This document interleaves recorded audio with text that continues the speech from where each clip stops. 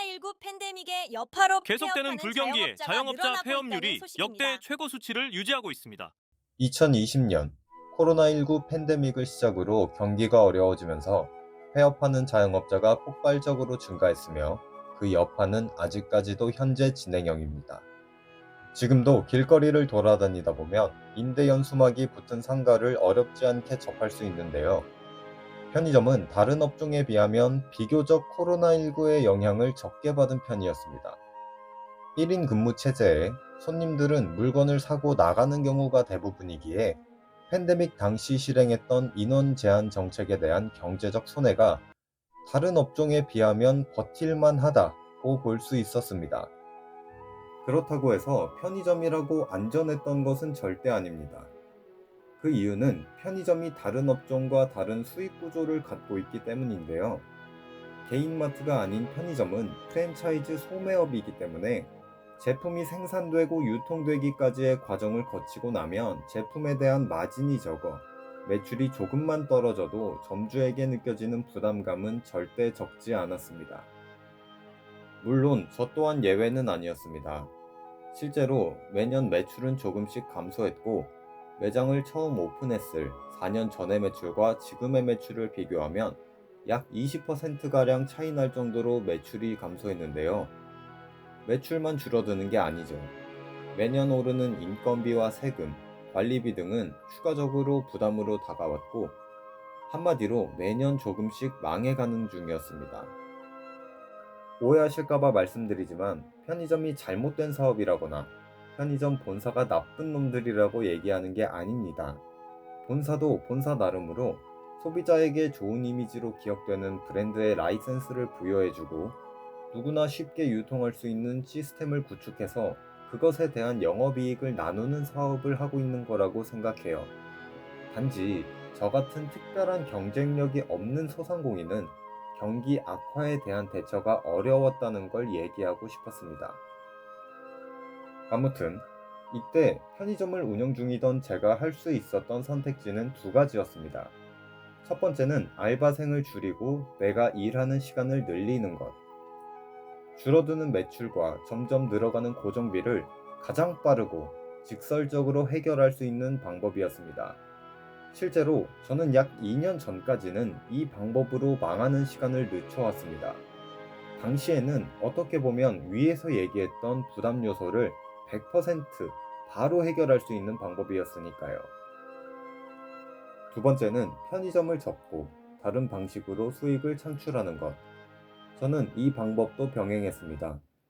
편의점을 운영하면서 인터넷 쇼핑몰도 했었고 지금처럼 유튜브도 하고 있고 현재는 매트리스, 소파 등을 청소하는 홈케어 일도 병행하고 있습니다. 간혹 인터넷에 보면 그럼 그만하지 누가 하라고 협박했냐 라며 그만둔다는 선택지를 강요하는 사람도 있지만 하기 싫다고 그만할 수 있겠죠. 하지만 전 그렇게 책임감 없는 사람이 아니기 때문에 바로 그만둔다는 선택지는 고려하지 않았습니다. 여태까지 첫 번째와 두 번째 방법을 병행하며 망하는 시간을 늦춰왔지만 이제 내가 근무하는 시간을 늘려서 편의점을 유지하는 것이 가능은 하지만 무의미하다는 걸 인정하고 폐업을 결정했는데요. 물론 현재 하고 있는 유튜브나 홈케어 일로 생계를 유지하기엔 많이 부족하지만 그럼에도 분명한 것은 매출이 줄어들 때마다 인건비가 오를 때마다 내가 일하는 시간을 늘려서 버텨봤자 그 미래는 내가 편의점에서 24시간 사는 것 외엔 없겠구나 싶었습니다. 그래서 처음에 시작했던 건 인터넷 쇼핑몰이었습니다. 멘트가 조금 강의팔이 하려는 사람 멘트 같은데 걱정하지 마세요. 싹 다 망했습니다. 절대 강의팔이 같은 거 할 생각도 없고 자격도 없습니다. 키링, 액세서리, 장난감, 파티용품, 가방, 브랜드 제품, 액마기 명태, 전자담배 등 기억나는 카테고리만 나열했는데 더 많이 망했습니다. 그나마 저것들 중 하나는 몇 개월은 유의미한 수익이 있던 경험이 있지만 결국 지금은 망했다는 거. 제가 얼마 전에 이런 제 얘기를 함축해서 영상을 올렸는데 생각보다 저랑 비슷한 생각이나 경험을 하셨던 분들이 많이 계시더라고요. 좋은 댓글들 많이 남겨주셔서 큰 힘이 되었습니다.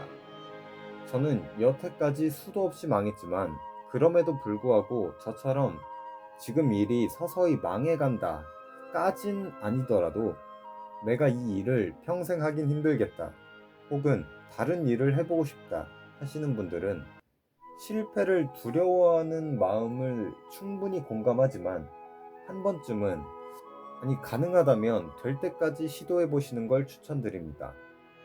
너는 계속 망했으면서 왜 남한테 추천하냐? 라고 하실 수도 있지만 저는 망하면서 개인적으로 정말 많이 배웠습니다. 처음 망했을 때랑 두 번째, 세 번째, 네 번째 망했을 때 이전에 실패했던 부분을 다듬어가면서 발전하기도 했을 뿐더러 결과적으로 망했지만 실패 사이에 성공도 조금씩 있었거든요. 다음 영상에서는 제가 망하지 않게 발버둥 쳤던 실패의 경험들에 대해 이야기해 보려고 합니다. 오늘도 긴 영상 봐주셔서 감사합니다. 행복한 하루 되세요.